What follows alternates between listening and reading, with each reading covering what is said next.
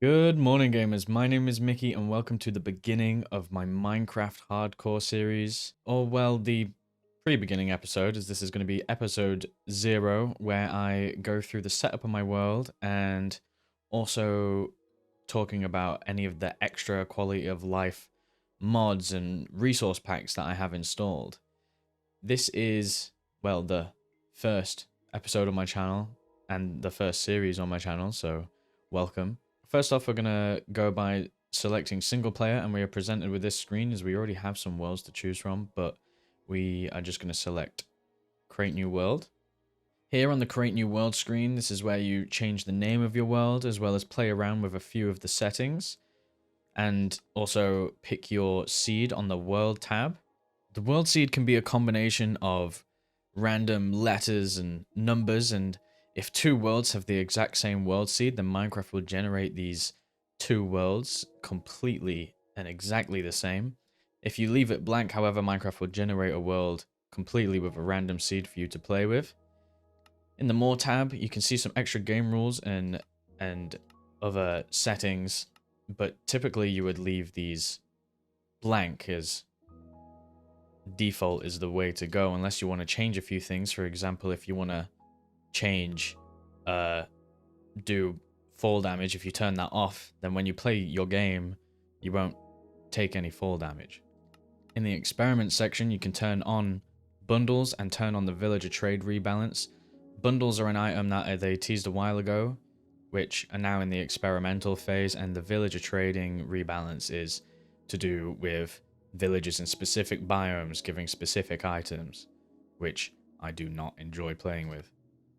Now, before we actually get into creating our world, I just want to go over some of the other things I have added for some quality of life changes.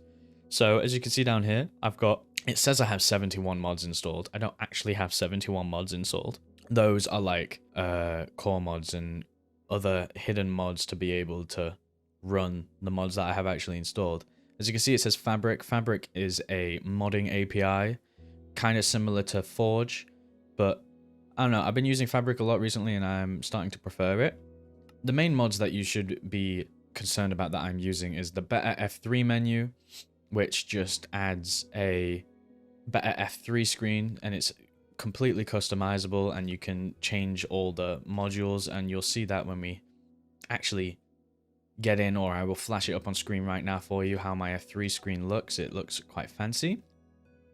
Blur, which pretty much, as it says here, the background behind Minecraft GUIs has a blur effect. It's very subtle because you can change this slider because it's just a Gaussian blur, so I have it all the way down to 2, so it's the most subtle thing, and it just adds that extra little bit of quality of life.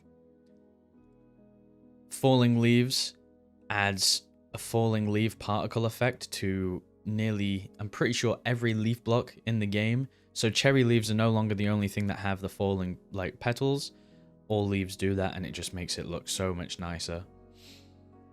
Mods menu, which is the menu that you're looking at now. Mouse tweaks, which if you've had experience with modern Minecraft before, it just makes using inventories a little bit easier. It allows you to use your scroll wheel over the top of different item stacks to be able to get a specific amount of items, or you can hold shift and then left click and drag over every item in your inventory and it all goes in.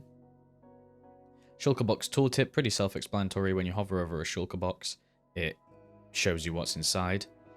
The main mods that I have installed are Sodium, which is like an optimization mod where it helps with improving frame rate and just general performance and my frame rate. I have a pretty decent computer, but Sodium really just makes Minecraft that extra bit playable, especially with shaders. And to run shaders in Sodium, you need Iris, and so I also have Iris, so I can run some shaders, and you might see some shaders on my playthrough. And the shaders that I use, if I go into video settings, this is all because of the video settings looks different, all because of Sodium. If I go into shader packs, I mostly use the complementary reimagined shaders, and they're just so nice. And finally, I use a resource pack called Vanilla Tweaks, as well as Better Lanterns 3D. You can make 3D lanterns in Vanilla Tweaks, but I already had this, so in Vanilla Tweaks, if you've never heard of it, it's a website that you can go to and you can toggle different assets of the resource pack that you may want, and then you can download it and just play around with all these different little subtle changes to the game just to make it that extra bit better. So I have things such as a faint jack-o'-lantern GUI. I have the spyglass match the textures of the materials that is used to craft it, and just many other things. I will flash up on screen now my Vanilla Tweaks list. So if you guys want to have the same Vanilla Tweaks resource pack whilst I play through this, you can. Now that I've pretty much covered what my setup is for the world, I'm going to actually create the world. So, create new world. My world name is going to be Mickey's Hardcore S1. Series 1, Season 1, or however you want to interpret that S. Because if I die, I may start a Season 2, but hopefully I don't die.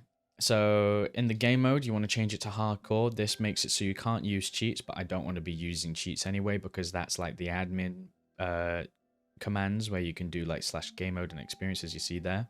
Hardcore is obviously on hard, if not harder. In world, I'm going to keep the world type default.